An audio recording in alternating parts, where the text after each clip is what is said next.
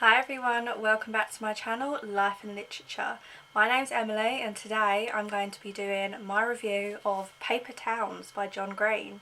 If this is something you'd be interested in, then please keep on watching. The thing about Margot Roth Spiegelman is that really all I could ever do was let her talk. And then when she stopped talking, encourage her to go on, due to the fact that, one, I was incontestably in love with her, and two, she's absolutely unprecedented in every way, and three, she never really asked me any questions. Quentin Jacobson has always loved Margot from afar, so when she climbs through his window to summon him on an all-night road trip of revenge, he cannot help but follow. But the next morning, Q returns up at school and Margot doesn't. She's left clues to her disappearance like a trail of breadcrumbs for Q to follow, and everything leads to an unavoidable question. Who is the real Margot? So, Paper Towns by John Green. I feel like most people have read a lot of John Green books by now.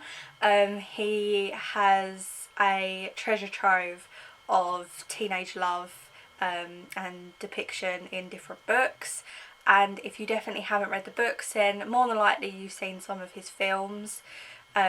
He has quite a few now, so I feel like most people know of the story. So if you don't, or if you just want to hear my review, then what I'd say is this epic tale of a boy in love going through kind of unpredictable, funny and epic adventure to find the mysterious Margot, find the mystery of Margot. Who is she? How has she got to this point? He starts off the story with really just being obviously a bit besotted with her from a young age, and just loving her from afar. She's popular, or becomes popular, while Q is a little bit more reserved. But they used to be best friends. They used to kind of have little adventures together, and as the years pass they become strangers. They kind of just go on with their separate lives, and then just one day, bam, she's at his window and taking him on this absolutely wild adventure, which is really fun to read. The book starts and dives into this series of thrilled pranks induced ride of Margot taking Quentin completely out of his comfort zone to take revenge on people who we find out betrayed her trust, her best friend and her boyfriend. Then the following morning after this, what Q sees as a new start, he thinks they're finally going to start their friendship up again. He's made this new connection with her and is really excited to see what happens now, but she doesn't come to school, and I think it's about a week passes by, and then finally they find out that she's gone. So she's just disappeared, and Q, I think, just is a bit heartbroken. He kind of got this bit of hope, and she kind of took it away from him. With support from his friends, Q takes the breadcrumbs of a trail to find Margot, but is it really all he imagined? There's his friends Ben and Radar and Lacey, who was Margot's best friend, who wronged her, or she felt wronged her, go to find her. Now it takes, I think, about 24 hours. They're on a road trip, and whilst they're doing this they all bond, and it's really sweet to feel this kind of friendship growing amongst them, as well as this kind of sense of adventure of where are they going to go, what are they going to find. And they do find her in an abandoned barn. She's actually quite rude. She's rude to Lacey. She doesn't want to hear her out. She doesn't want to talk to her. And then Margot also tells Quentin she didn't leave the trail for him. She didn't want him to find her. They weren't clues. And Margot didn't want to go back. She didn't want to be saved.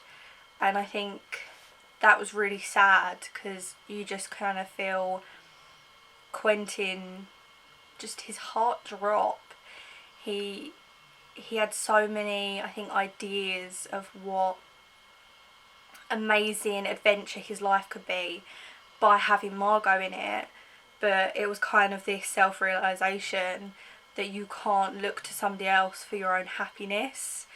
And I feel like John Green has a way of showing this seemingly like mundane character, or portrayed mundane character, who finds a new lease of life from a seemingly odd, carefree but destructive counterpart who leaves, or usually sometimes they die in his stories. He has definitely a dark way of seeing how certain important characters can leave a story, and it just shows this character the endless possibilities they have. And I feel like this message is there to just try and give readers a bit of hope for a better day, even if we feel like we're not the main character. You don't have to have all these amazing thrills and adventures to realise that you're the one that can make them happen. Margot didn't make any of them exciting adventures happen whilst they went on the road trip. It was actually Quentin that orchestrated all that without even realising that he was the one making the adventure. And I found this book gripping, exhilarating, and very endearing. It's the wonder of this book, I think, is the true reflection of John Green's entrapping writing skills. He has a way to make you feel so, in one way, so sympathetic to the main character. You always are rooting for them in all of his books, in my opinion. And then you have this eccentric, out there counterpart that just is so unpredictable, and it really balances out the crazy with the normal. And I love that in a book. I love to feel just always on edge, not know what's going on, but always so comforted by how the main character's feeling. Usually it's very common to probably how most people would react in that situation. If someone knocked at my window and wanted me to go on an adventure, but I don't think I would let them in.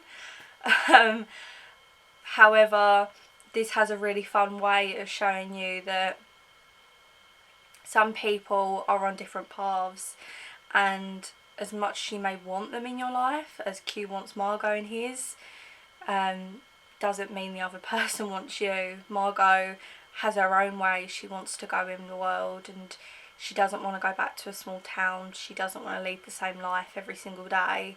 It's too predictable for her, and it's quite sweet that his friends kind of rally back around him. He goes to prom and he gets his prom, and I do like the film because the film came out a couple of years ago, I think now, and I did enjoy the film. I thought there were some really key moments that were portrayed in the film that needed to from the book. I do think the ending was slightly different, even though Margot doesn't want to go back. She does offer to Quentin to go with her, to just leave and go with her, and I think she does care for him in some regard, because to ask someone to jump on a bus or a train and just disappear is, you need to have some level of compassion and care for that person. So I do think there's more to Margot. I do think that she's not just cold and callous and just used Q to some degree, but it's still sad to think that he put so much on this one person just because of one night. And I think that's where you kind of, some readers may disagree, but I definitely felt a bit of angst towards Margot by the end, because I thought it wasn't really fair. to Quentin, but at the end of the day she didn't know that probably he was in love with her, and probably didn't expect him to go fucking a whole day trying to just find her, and also like I think weeks before that trying to locate her. So I don't know, I'm on the fence still.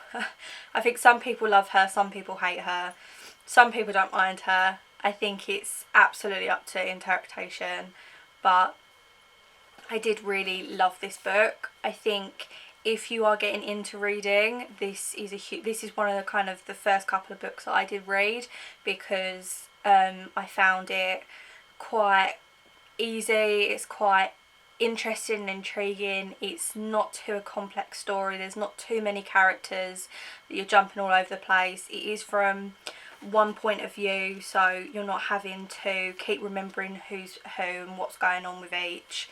So I feel like if you want a little comfortable, sweet, exhilarating, mystery-filled book, then this one's for you. I really did enjoy it. If you did as well, then please comment down below. I love to see how other people feel and whether you like Margot or not. But I hope you enjoyed this video, and I will see you in the next one. Bye.